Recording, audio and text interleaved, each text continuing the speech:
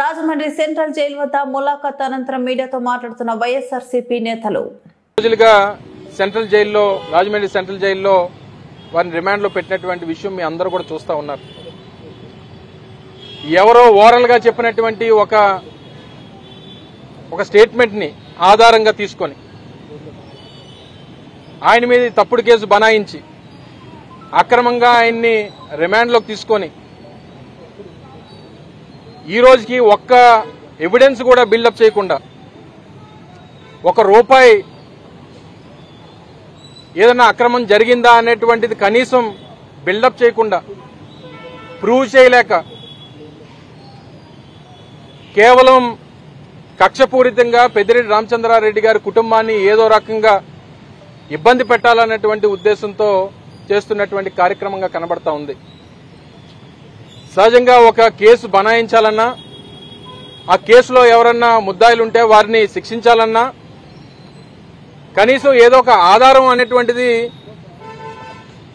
ఆ డిపార్ట్మెంట్ కి concerned investigation agency ఏదైతే ఉందో ఆ ఏజెన్సీకి కనీసం ఆధారాలు అనేటువంటి దొరకాలి. ఇప్పుడే వారితో మాట్లాడాం. వారు చాలా ధైర్యంగా ఉన్నారు. పార్టీ క్యాడర్ గాని పార్టీ కార్యకర్తలకు గాని నేను ధైర్యంగా ఉన్నాననేటువంటి విషయాన్ని కూడా వారు చెప్పమన్నారు. ఏ తప్పు చేయనటువంటి దానికి నేను శిక్ష అనుభవించినప్పటికీ పార్టీ కోసం నేను అన్ని భరిస్తాను, ఏ రకమైనటువంటి ఇబ్బంది లేదు అనేటువంటి మాట కూడా వారు చాలా ధైర్యంగా చెప్పడం జరిగింది. వారిని గత 5 సంవత్సరాలు 2019-24 మధ్యలో వారి కంపెనీలకు సంబంధించి కానీ వారి పర్సనల్ అకౌంట్స్ కి సంబంధించి కానీ అన్ని రికార్డ్స్ అడిగారు, అన్ని బ్యాంక్ స్టేట్మెంట్స్ అడిగారు, వారు ప్రొడ్యూస్ చేశారు. లేదు 2019-24 కాదు 2014 నుంచి ఇవ్వండి రికార్డ్స్ అని అడిగారు, అవి ప్రొడ్యూస్ చేశారు.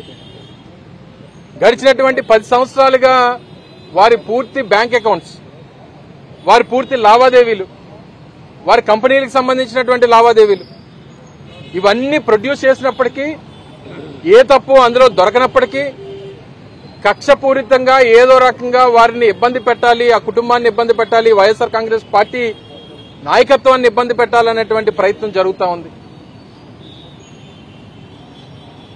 ఎవరైతే ఈ ఓరల్ గా పలానా వాళ్ళు అని పేరు చెప్పినటువంటి వారేమో బయట ఉన్నారు. ఈరోజు శిక్ష ఏదైతే ఈరోజు రిమాండ్ లో ఉన్నటువంటి వారేమో ఏ తప్పు చేయనటువంటి వారేమో లోపల ఉన్నారు. కేవలం పేర్లు చెప్పినందుకు వారు బయట తిరుగుతూ ఉన్నారు. ఈరోజు అధికారంలో ఉన్నటువంటి పార్టీ వారు కొమ్ము కాస్తా ఉంది. అన్ని రకాలుగా కూడా వారు ఈరోజు బయట తిరిగేటువంటి అవకాశం, వారు స్వేచ్ఛగా వారికి చెప్పినట్టు ఎవరో 4 పేర్లు చెప్పేస్తే